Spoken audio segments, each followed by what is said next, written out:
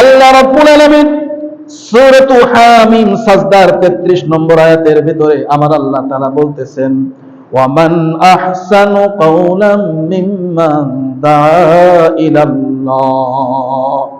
আল্লাহ রাব্বুল আলামিন বলতেছেন, সারা পৃথিবীর ভিতরে যত মানুষ আছে, সমস্ত মানুষদের মধ্য থেকে যারা আল্লাহর দিকে মানুষকে ডাকে, আল্লাহ রাব্বুল আলামিন বলেন তার কথা আমার কাছে সবথেকে বেশি ভালো লাগে। সুবহানাল্লাহ বলেন।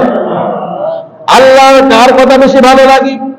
যে মানুষকে আল্লাহর দিকে ডাকে, ওই ব্যক্তির কথা আল্লাহ রাব্বুল আলামিন সবথেকে বেশি পছন্দ করেন।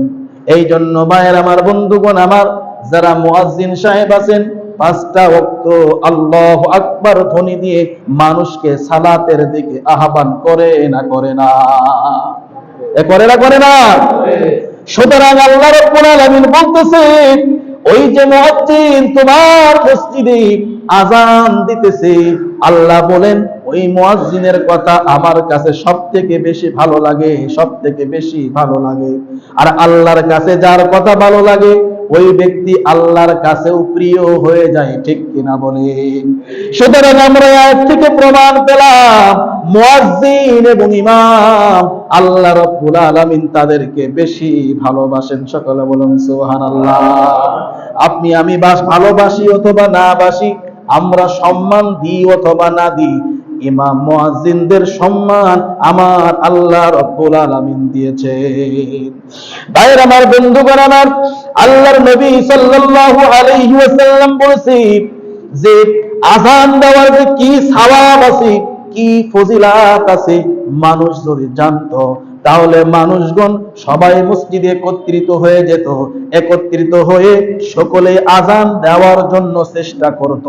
এমনকি লটারি পর্যন্ত করত যে আমি আগে আযান দিব, আজকে আমি আযান দেব।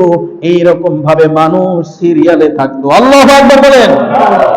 আল্লাহর নবী, বুখারীর হাদিসের ভিতরে এসেছে, আল্লাহর নবী বলতেছেন, লাউ ইয়ালামুন নাসু মা ফিন নিদা, আযান দেওয়ার ভিতরে যে কি সওয়াব নিহিত আছে, কি সওয়াব যে আল্লাহ রাব্বুল আলামিন দেয়, এটা যদি মানুষ জানতো।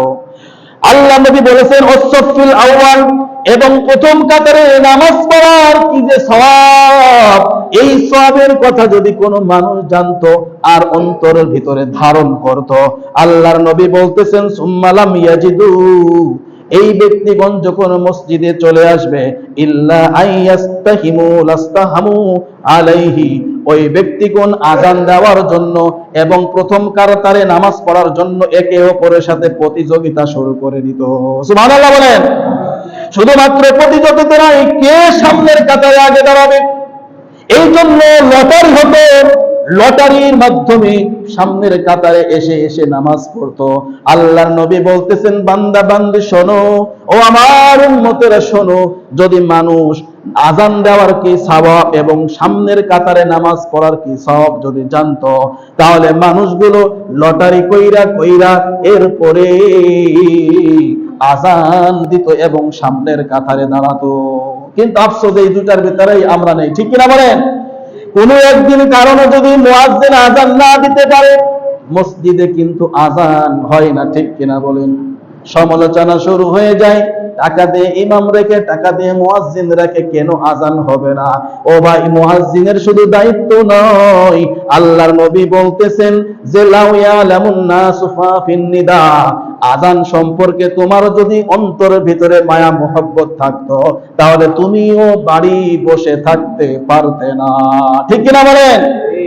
এই জন্য ভাইয়ের আমার, বন্ধুগণ আমার, নবী সাল্লাল্লাহু আলাইহি ওয়াসাল্লাম বলতেছেন যে যদি আযান দেওয়ার যে ফজিলত, যে সওয়াব আল্লাহ রাব্বুল আলামিন দান করেন, ওই ব্যক্তি যে আল্লাহর কাছে এত সম্মানিত হন এবং প্রথম কাতারে নামাজ পড়লে যে কি সওয়াব হয় এবং কি মর্যাদাবান ওই ব্যক্তি হয়ে যায়, এটা যদি মানুষ জানতো এবং উপলব্ধি করতে পারতো, তাহলে তারা লটারি করে পর্যন্ত সামনের কাতারে নামাজ পড়ার জন্য লটারি করত এবং আযান দেওয়ার জন্য লটারি করত।